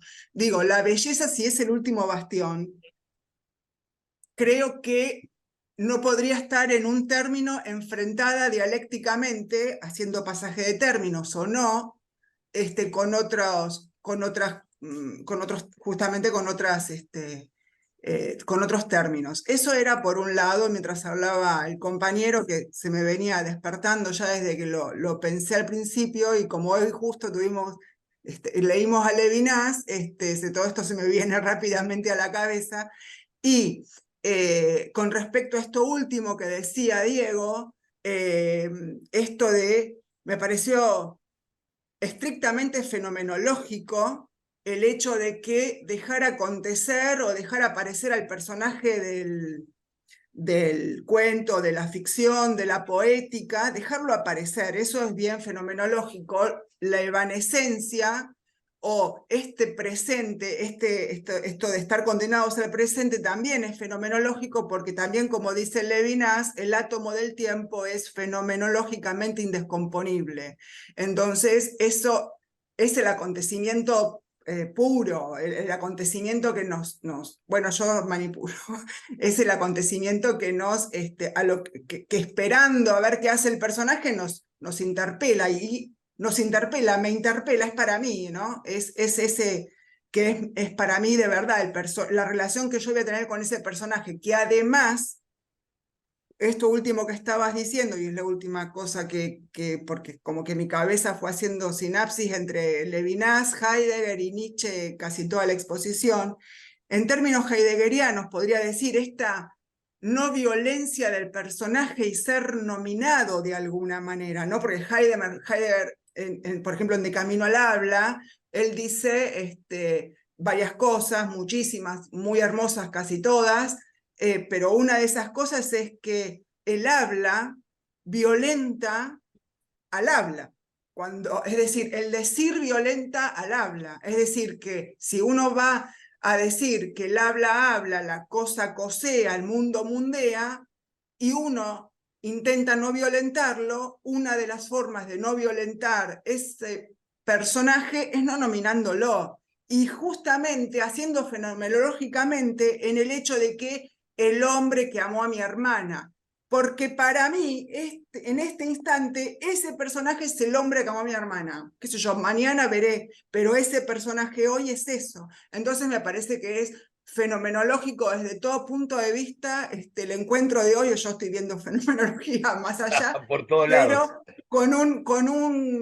con un diálogo, si se quiere, entre la fórmula planteada por Nietzsche, algo que desde Levinas, a partir de la positividad de la propia belleza, podríamos encontrar, sacándole el término o asumiendo los términos no en forma dialéctica de verdadero y falso, y esto último de Heidegger, con la no violencia de la no nominación de los personajes. No me pareció que era eso, y el tiempo, el instante es fundamental. Bueno, nada más. ¿Puedo dos acotaciones? Y que muchísimas gracias, Karina. La verdad que yo me siento privilegiado de estar acá. Yo les agradezco la invitación y poder tener estas discusiones. Dos cosas. La primera, Bertrand Russell, uno de los grandes lógicos, ¿no? del siglo XX, autor de los Principia Mathematica junto con Whitehead, es decir, una obra que debe haber leído él y Whitehead, quiero decir, y en una de esas alguien más, una cosa, digo, que buscó los fundamentos de la lógica con algunas paradojas planteadas en el lenguaje, ¿no? Decía, uno pudo haber sido creado en cualquier instante con una memoria del pasado, ¿no? Para aludir a esta fuga, es decir, yo pude haber sido creado hace 2 segundos con una memoria de una vida, ¿sí?, que remite a lo que yo entiendo que es mi vida. Yo creo que nací hace muchos años. ¿Se entiende la idea de lo ficticio del pasado? Esta idea, ¿no?, de lo inaprehensible vinculado a la no existencia del pasado. Bueno, pero hay indicios, ¿sí? Pero esos indicios son puro presente. Solo poniéndole más énfasis y buscándole un poco, darle vueltas a esta idea, ¿no? Sí, hay mucho trabajado, me parece, desde muchos aspectos. Por ejemplo, desde la lógica simbólica. Desde la lógica formal, perdón, no la lógica simbólica. El otro punto, Karina, lo que vos decís me parece genial, porque en un punto Me parece que lo que vos señalás de la ecuación, al final terminamos hablando de ecuaciones, ¿no? Porque me hiciste reflexionar en esto. Yo estoy poniendo el término bello, dándole, me parece, por lo que vos decís, pero efectivamente, lo que vos decís es perfecto. Si lo bello abarca lo falso, abarca lo bello, en la medida en que yo lo expresaba diciendo como el último bastión. Perfecto, nada para agregar a eso. Y entonces la ecuación, y me parece que la ecuación entonces el término bello tiene otro estatus, porque yo qué quise transmitir con este, cómo lo bello puede transformar lo falso, ¿no? Algo hacía un pase de términos y le da otra lectura que también era consistente. Y acá permítame hacer una acotación. Esto en la física ocurre. Hay ecuaciones en donde todavía aún se discute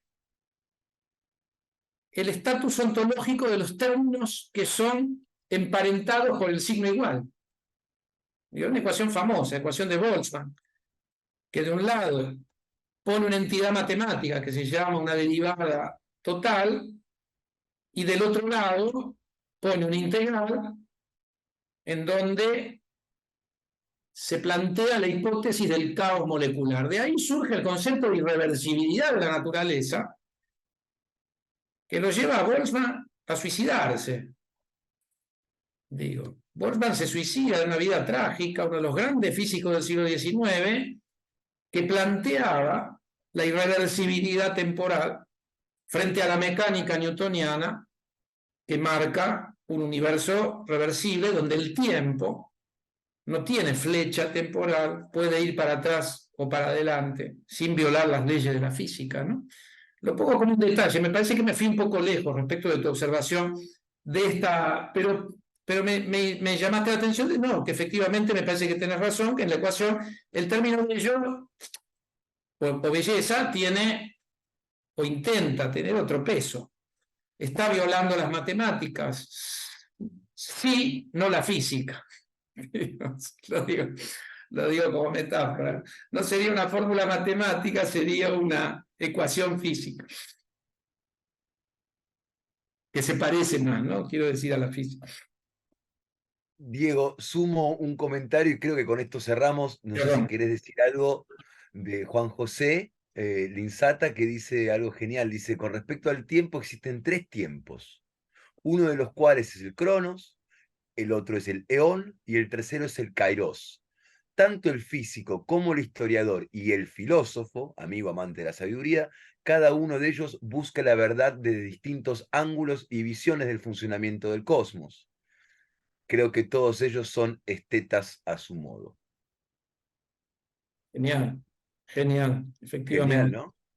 Sí. Y habría, no sé si está Juan José, pero si habría una equivalencia de estos tiempos a estos oficios, no, creo que se fue, Juan José. Ah, no, ahí está. ¿Quiere sumarle algo a la reflexión? Bueno, el silencio a veces habla más que 1000 palabras. En todo caso, por supuesto que mis alumnos deben permanecer aquí en la silla, pero estoy profundamente agradecido, iba a decir humbled, que no encuentro nunca una traducción para esa palabra, es decir, que me llama la humildad tu presencia aquí. Creo que realmente tu aporte, evidentemente ahora vamos a ir discutiendo nosotros, pero evidentemente ha hecho mella, has escuchado a los chicos ya que están viendo fenomenología por todos lados, pero en todo caso creo que hay un gran aporte de tu parte hacia esto que estamos intentando hacer aquí, y por ende no tengo más que agradecimiento de parte mía, agradecimiento por supuesto a Carlos por tenernos aquí, a Diego por estar aquí, y a Laura y a Marina, que siempre están ayudándonos con todo lo que podemos hacer aquí en el Centro de Hermenéutica. Y creo que sobre todo me pongo la voz del alumnaje aquí presente, de que son casi colegas de alguna manera, en nombre del seminario, muchísimas gracias, maestro. Bueno, no, dos palabras, ¿qué me decir? Yo les agradezco mucho, ahí lo veo a Diego, no lo veía hace mucho. Hola Diego, ¿cómo estás? No, en serio, muchas gracias. Lo que sí querría, que iba a decir que quede claro, suena un poco a dedito. No, de que esto fue un balbuceo, ¿no? Y me animé por la invitación de Santiago, es decir, un balbuceo en el sentido de que entiendo que hay cabos sueltos, algunas incoherencias inclusive, pero venimos tanto tiempo, ¿no? Digo, trabajando estas cosas, que me parece que justamente el ámbito académico supone animarnos a balbucear, ¿no? Donde creemos que puede haber algo importante. Y la verdad que me parece que escuchando las reflexiones o las ideas que fueron surgiendo, yo me quedo más que feliz, digo. Así que muchas gracias por la invitación. Si en algún momento se da una segunda vuelta, espero tener un discurso un poco más elaborado, por esto que preguntaba Carlos, ¿no? Si yo decía, yo tengo que entrar por lo biográfico, porque me falta reflexión, porque me falta todavía como el trabajo de darle un poco de consistencia más conceptual a mi faceta de escritura de ficción, más allá de que uno pueda ejercer un oficio sin tener teoría. ¿Qué hubiera pasado si a Papo lo hubiéramos mandado a un conservatorio? Sin duda, Como sin duda. ejemplo. Pero bueno, gracias. Eh, Gracias en serio por la no, gracias a invitación, por vos. la paciencia y por la paciencia de No, escuchar. al contrario. Quiero hacer una mención importante, no sé si anda aún por ahí el día de hoy, que hoy es el aniversario de la llegada al mundo del compañero Diego, no Hurtado, sino de Diego Sánchez, que allí está. Bueno, Diego, Y mirá, aprovechar el espacio feliz cumpleaños. para desearle muchas felicidades en su día. Mirá qué bueno. Bueno, Feliz cumple, Diego, querido. ¿Es Diego? ¿Sí? ¿Es tu cumple o no? Diego Sánchez, no. Sí, sí, no se sabe. Bueno, a mí me llegó que sí, que era. Bueno, en todo caso, felicidades, maestro. Si lo es, si no, bueno, no importa. Agradecemos que estés acá en el planeta. Y a usted, encontré la palabra, pero no es buena, no es exactamente igual, pero honrado. Me siento honrado por tu presencia. buenísimo. Es mutuo, es mutuo. Gracias en serio. Los dejo, ¿eh? Hasta luego. Gracias a todos por estar.